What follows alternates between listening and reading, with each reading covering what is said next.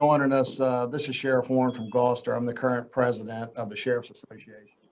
I don't know if John has joined us yet this morning. Does anybody see him up? No, I've been looking for him. I see Susan. I don't know if Susan can tell us if he's going to come on or not. All right, I'm here. There he is. I'm here, and we are ready to go. Perfect. All right, sir. Good morning. Sheriff, Thank you for joining Sheriff us. Warren, thank you, sir. Thank you, and thank you for joining us. Just want to jump right in this. I can't speak for all of us, but I'm sure that most, if not all, share these same feelings. When I started my law enforcement career a few decades ago, all I really wanted to do was chase bad guys and run up and down the road, and didn't really concern myself with politics and whatever the General Assembly was proposing. But now more than ever, though, the questions you're answering this morning affects all 9,000 plus members of the Virginia Sheriff's Association and our families. So we really appreciate you taking the time this morning to speak with us. And before we get started, I just have one small request. Don't tell us what you think we want to hear. Just tell us the truth. Fair enough? I can't see all the screens. Absolutely, sir. That's the way I live my life. And I just Sounds great. appreciate that as the standard for all of us. Okay. All right, sir. So just going right off the sheet, as governor, will you veto any bill that reduces qualified immunity protections to Virginia law enforcement officers that are currently in effect? So the short answer is yes, I will veto any bill that limits, impacts, or tries to restrict qualified immunity. I also want to add just a moment, if I can, sir, which is one, how honored I am to be with this group. And second of all, how much I appreciate all that you do. I've had a chance over the course of this campaign to meet so many of you personally. And those of you that I have not had a chance to meet personally, I'm sorry. But I look to meeting you personally. I have an enormous appreciation for the pressures that all of you are under. I also have an enormous sense of gratitude for what you all do in order to keep Virginians safe. And I also have an amazing appreciation for the priorities you all place on how you do what you do, which is absolutely put citizens of Virginia first and foremost, even ahead of your own interests. And so when it comes to qualified immunity, you can rest assured that I will absolutely stand up to make sure that qualified immunity is not at all restricted, is at all damaged, is at all removed from protecting you all from what it's supposed to do. I find the whole suggestion that my opponent, Terry McAuliffe, has made, that he in fact believes Virginia must increase police accountability, and therefore he will end policies like qualified immunity. That is a quote from my opponent. And I will tell you, I don't believe that he understands what qualified immunity is, and I certainly don't believe he stands up for law enforcement. And so I'll go back to where I started. I will protect qualified immunity for all law enforcement, full stop. All right. Thank you, sir, for your answer and your additional comments. As governor, will you provide state-funded salary increases to sheriff's deputies to attain a state-funded starting salary level of $42,000 with corresponding raises to all deputies and non-sworn staff members? Again, the short answer is yes. The longer answer is we need to find a way to get there. And let me just expand on this a bit. I believe that right now, with the surplus that's available to Virginia, we should enact a $5,000 state bonus in order to Virginia. That bonus could be paid out over 3 years in chunks. But we should absolutely do something right now in order to retain the very qualified and experienced deputies that we have across Virginia. But on top of that, we have to move to increase salaries. I will tell you, is $42,000 the exact right number? I want to work with all of you to make sure that we have the right number and how we get there. I do believe that all jurisdictions need to find a way to chip in to help, but it's got to be led by the state. And so you can count on me to go to work to increase compensation so that this is not just a moment where all of you put your life on the line every day, but you also don't have to have the just ridiculous financial sacrifice that deputies are having to make in order to serve Virginians. So we're going to go to work to get salaries up. We're going to go to work to make sure that people are compensated appropriately. And you can count on me for that. And this is one of the things that I think is, by the way, as I've heard from so many deputies, this is not the first thing they raise with me. It's not the first thing they raise with me. And therefore, it reflects the heart of all of you, that while your personal interest is to get compensation up, first things I hear from people are, we must protect qualified immunity. We must, in fact, repair our mental health system. We must be able to preemptively or preventatively police. These are the things that I hear over and over again, and then it's compensation. So while you hear from me very, very clearly, I will work in order to get compensation up, and we will get it to the right level so that we can retain people and compensate people fairly. And I will work with you to $42,000 is the right number. Let's get there. But I also wanted to know that I so appreciate the heart of all of the men and women that serve across Virginia that in fact aren't focused right out of the box on their own personal interests, but are most focused on making sure that they have not just protective legal framework around qualified immunity, but they're able to better operate in a broken mental health system, that they're able to preemptive police proactively police as opposed to reactively police, and that they can have all the tools and equipment they need to protect Virginians. So again, sorry for the elaboration on the answer, but I think it's important. We need to get salaries up. We will work to do that because we must. And I look forward to working with this association in order to get that done. All right, thank you for that. Mr. President, Yes, sir. Sheriff Draper. yes, can I add a little bit to that question? Sure. Glenn, I'm sheriff in Martinsville. Hello, sir. How do? City sheriff, not law enforcement. In your view, is a deputy sheriff, whether they're a court deputy, a jail deputy, or civil process deputy, as well as law enforcement?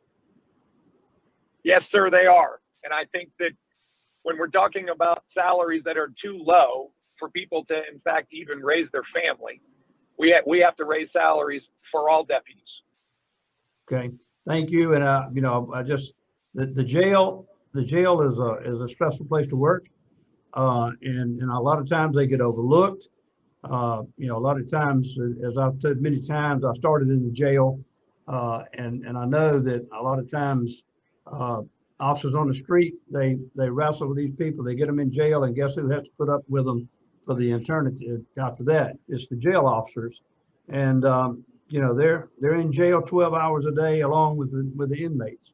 So it's a lot of times they're forgotten, and a lot of times we just hear that there's not enough funding to fund the jail officers and the road officers. But I hope that you would treat them all the same. Thank you for that comment. So if you heard my answer, yes, I think we have to bring up salaries equally for all of them, for all deputies.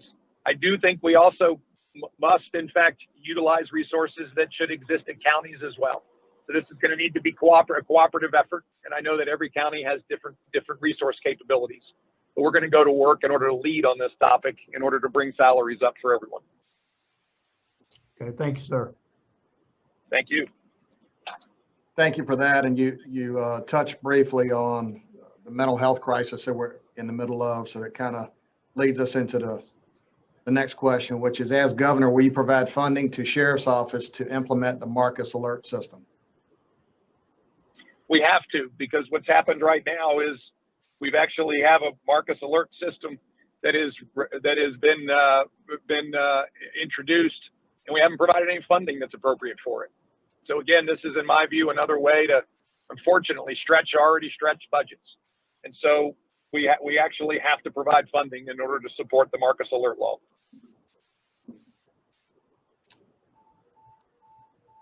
Okay, thank you. As governor, will you restore any reduction to funding to law enforcement that may pass the General Assembly, including but not limited to reductions to fundings for school resource officers, patrol officers, jail officers, or court services officers and sheriff's officers? Again, the short answer is yes. I'm committed to making sure that funds are not reduced. To be clear, any bill that comes to my desk that tries to reduce funding for law enforcement will get vetoed, and we will not allow that to happen. We already have a absolute crime chaos going on across Virginia with a 20-year high in murder rate. And the idea that we're going to reduce funding in order to address that, in my mind, is absolutely out of bounds wrong. And so not only will I work to increase funding for law enforcement, but any bill that comes across my desk to reduce it, I'll veto. All right, thank you for that. And I think we're seeing some of the ramifications of that around the country. As governor, Sir. As governor, will you veto any bill that includes oversight of an elected sheriff by an appointed civilian review board? Yes, I will. Again, an elected sheriff is an elected sheriff, and therefore voters have the ultimate decision as to who in fact serves in these positions. So what we will always do is respect the ability of voters to elect their constitutional officers, and there's no anything in between the voters and the sheriff. So yes, sir, I would veto that bill. All right, thank you. As governor, will you veto any bill that provides collective bargaining for sheriff's offices? Yes, sir. As you know, I am a strong proponent for maintaining right to work in all respects in Virginia, and I have a deep respect for unions. This is not an anti-union moment, but I will not sign a bill that advocates or enables collective bargaining. Thank you.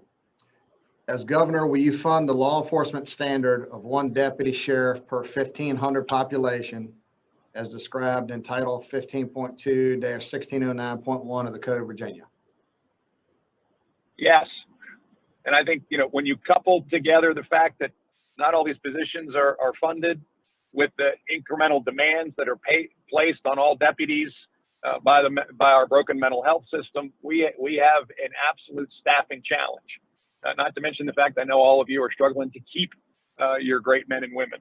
And so, yes, I'll work with all of you to fill vacancies and ensure that law enforcement is fully staffed and fully funded. As governor, will you veto any bill that reduces the current mandatory minimum penalty for assault of a law enforcement officer? Yes. And there's not much more to say about this other than absolutely. All right, thank you. As governor, will you veto any bill that reduces the current penalty for murder of a law enforcement officer? Yes. Again, we must support penalties.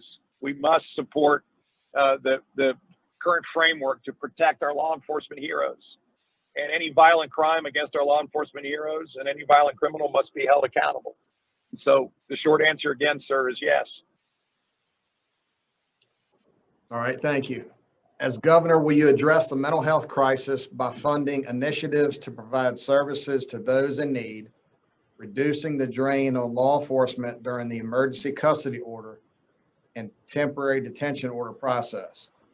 Please describe what you will do to address this. Yes, well, first, the answer is we must address this. And we are currently looking at a variety of solutions to ensure that we, in fact, are doing this in a comprehensive manner. As we were discussing, I think there have been, if not a complete moment of almost ignoring this problem and not addressing it. And as a result, we see hospitals that are no longer, 5 hospitals that are no longer accepting patients. We see a shortage of beds. We see a shortage of staffing. And we have to have a comprehensive solution to this. We have transportation challenges where in many cases, as we all know, your men and women are having to come basically off duty or out of the line of duty for up to 72 hours in cases. So we must have a transformational moment here in our mental health system in order to not only address the challenges that we've just discussed, but also to serve those that are suffering from mental health issues. So you will begin to see from me recommendations and strong demands for funding to go to these areas now, out of our surpluses and out of the money that has been allocated to Virginia from the federal government. So again, I'll go back and say, yes, we must address our mental health challenges. We must address the processes that are in place in order to make sure that the emergency custody orders and the temporary orders are in fact managed in a way that it does not further deplete the resources that we all have protecting Virginians across this great Commonwealth. All right, thank you. In 2010, the General Assembly reduced jail per diem payment from $8 per day to $4 per day. This has never been restored. Will you commit to restore the state funding to local jails to $8 per day per diem? So the answer here is one where I need help from all of you. I will absolutely commit to have my Secretary of Public Safety and Homeland Security and the Secretary of Finance to work restored to pre-2010 levels. We need to work through and understand exactly the total amount of funding that's going to be required, and then to make sure that we can get it into the budgets. So hear from me that I'm committed to work on that topic. I need help from all of you to understand exactly the financial impact so that we can in fact put it in. I do also want to make sure that I support the mandatory transfer for all fully sentenced and state responsible inmates from local jails to the State Department of Corrections. I think these issues are all caught up together, and we need comprehensively to address them. So I'm going to need some help from this organization and from all of your leadership to make sure that we get this right. Appreciate your candor of that question. I think it's a tough one to answer without having all the facts. It's a mighty big ask. It is, and I understand the ask, and that's why I think together we can work towards what are the main issues we have to address, and let's get to addressing them. And I think this group is well prepared to help me there. All right, sir, that wraps up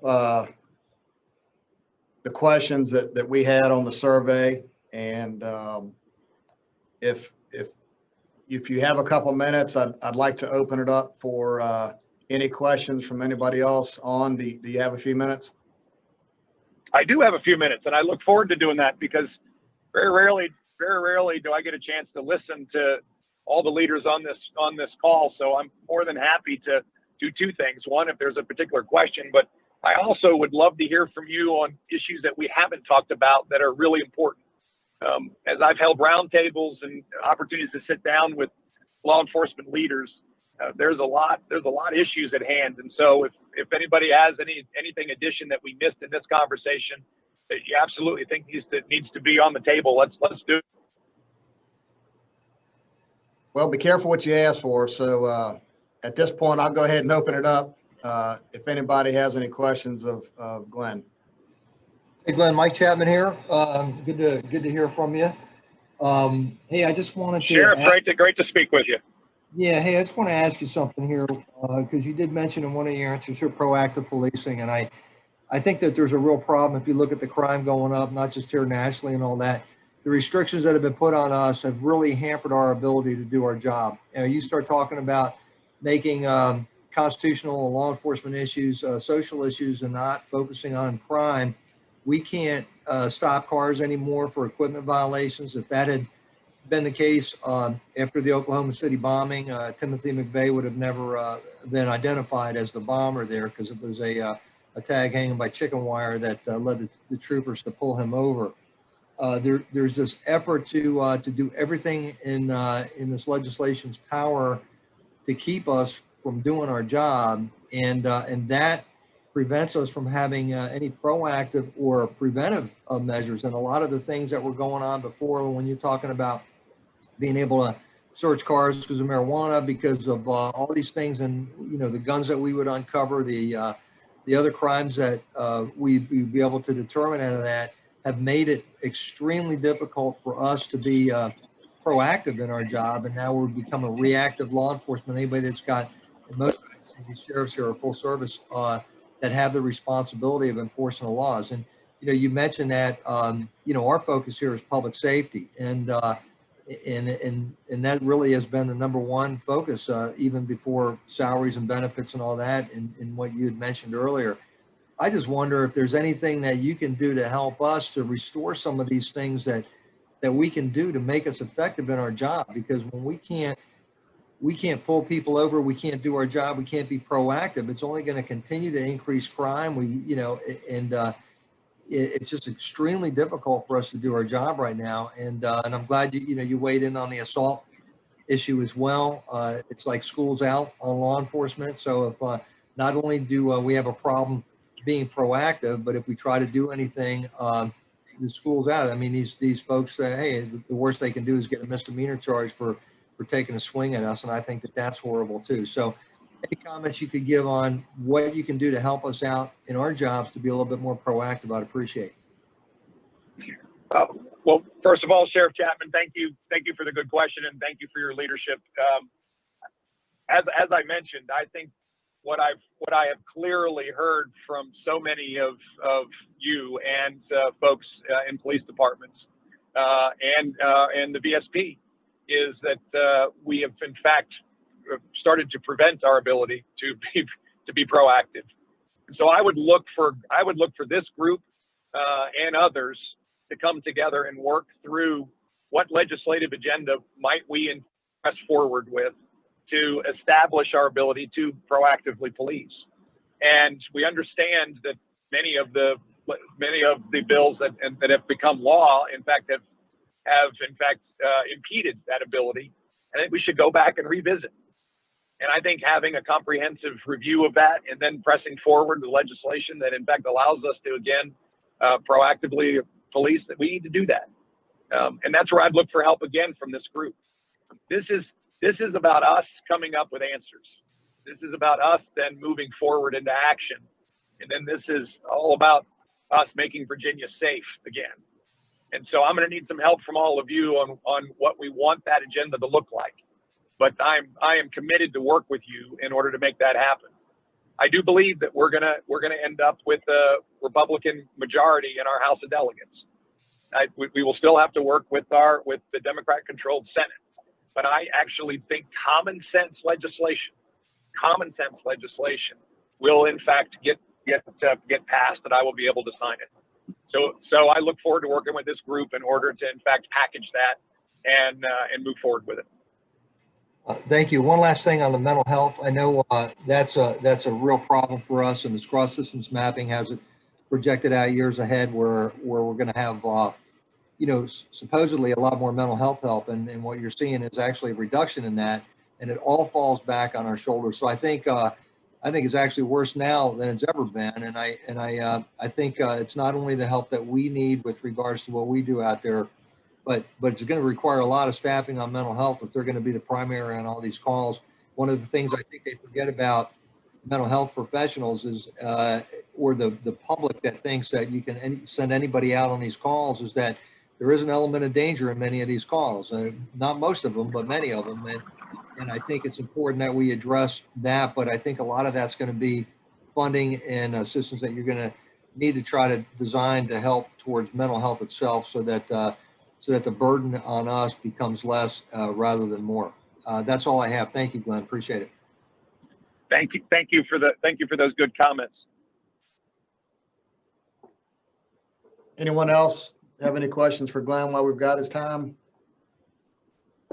If I might, Sheriff. Go ahead, Major. Major Heatley here, Glenn, with Tazewell County Sheriff's Office. I'm the chief deputy.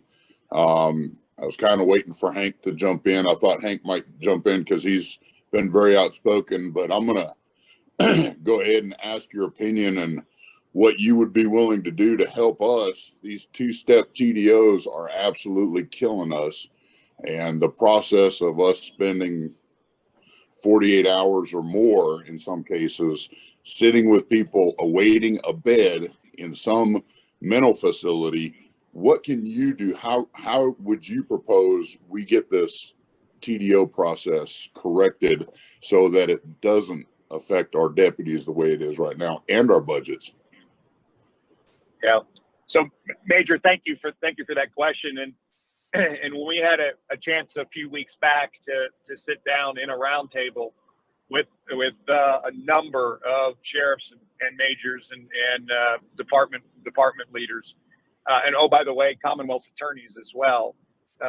This issue was just absolutely critical to try to address. I heard lots of good suggestions to address it, and I think we've just got to do a little bit of everything. Honestly, I think we've got to increase capacity at all of our mental health hospitals. We have to actually have capacity. By the way, is not just beds, as I said a moment ago. It's actually staffing so that the beds that are there can in fact be utilized. On top of that, there's I think great ideas around having actually outsourced transportation capabilities, so that it doesn't fall upon the deputies to in fact provide all the transportation. And then finally, that we have to have a maximum amount of time in order to make the transfers happen. These were all very good ideas that were in fact aired as we worked through this topic. And as I said, I think it's an all of the above approach, because there's no silver bullet here. We actually have a major failure in our mental health system that we have to address, and we can see it cascading or dominoing across the system of not just mental health but law enforcement. And so, sir, I look forward again to working with this group and continuing to find those ideas that we can then press forward with in order to make sure that the valuable time that so many of law enforcement officials are having to dedicate to the TDO process, in fact, is far less burdensome, so they can do the jobs that they all need to do and that Virginians need them to do, which is to keep us safe. Thank you, Glenn. Thank you, Major. Well, gentlemen and ladies, I want to thank everybody. I apologize that we're not able to spend actually a half a day together or even more, and I look forward to doing that. Again, I want to conclude with a little bit of where I started. I am getting to meet many of you, and again, I am sorry for not having met all of you personally and being able to thank you, but also thank the men and women that work with you and for you. We have got a major both opportunity but risk in front of us. The opportunity is to actually press forward with funding law enforcement appropriately, to press forward with protecting qualified immunity, to press forward with actually reinventing mental health in Virginia, and to press forward with a cultural change that actually starts with standing up for law enforcement, so that in fact you get the benefit of the doubt. This is where we have to go, and it's in front of us. I do particularly worry about my opponent's inability to recognize that we have in fact have a major crime problem in Virginia today, that we have a 20-year high in murder rate. But I'm reminded that when he was in fact governor, the murder rate went up 43% and the rape rate went up every year. I was incredibly disappointed that he failed to even engage with the Police Benevolent Association. But I knew that in his heart, he could not support any of the things that we were talking about today that would absolutely move the safety of Virginians forward, as opposed to continue to put not just Virginians at risk, but all the men and women that work for you. And so I'm committed to this. This is actually one of the major reasons why I'm running for governor. It's because I think we must keep Virginia safe. So I look forward to working with this group. I look forward to working with all of you individually and collectively on moving forward an agenda that will fundamentally reposition law enforcement in Virginia. And so thank you for your time this morning. I know you all have amazing demands on it. So for us to gather up like this just speaks volumes for how important all these issues are to you. And I particularly want to thank your leadership, and Sheriff Warren and John Jones, thank you both for your leadership. And I look forward to speaking with you all again. And I am just a phone call away. Sounds great, Glenn. We greatly appreciate your time again. And obviously these topics are not going away for us. They're super important to all of us and our families, like I said in the beginning. So again, thank you for taking your time out of your busy schedule. Appreciate it. Sure, Thank sure. you. Thank you. And if we could, real quick, I'd love to. You're breaking up a little bit. Could we close this meeting with a quick prayer? Sure. Yeah, I just want to stop and just say thank you. Heavenly Father, I want to thank you for this great Commonwealth and this great country, but I particularly want to thank you for these stand up every day for all Virginians. Father, we ask for your protection around them, encourage them, to strengthen them, to keep them safe, and most importantly, so that we can do your will. We pray all this in your son's name. Amen. Amen. Thank you very much. Thank you, Glenn. Thank you all very much. Have a blessed day. Sheriff Warren, Yes, time for one quick question. sure. It's actually for John. John, I was just curious, is Glenn knows where I stand with him. I'm just wondering if his opponent is going to share this time with us. We sent a survey to both campaigns. We've asked for a return on the survey by August the 1st. And this is the response that I've gotten from Glenn's campaign. I've not gotten a response yet from the other campaign, from Terry McCullough's campaign. But again, the deadline's not quite here. We've got a few days left. So I hope we'll get something back. Thank you. Thank y'all for jumping on this morning. Appreciate it. Thank you, Thanks, Mr. Sheriff. President. Thanks, John. You're welcome, and thank everyone for joining in. We appreciate it very much. Very successful. Thank you, John. All right, John, have a good one.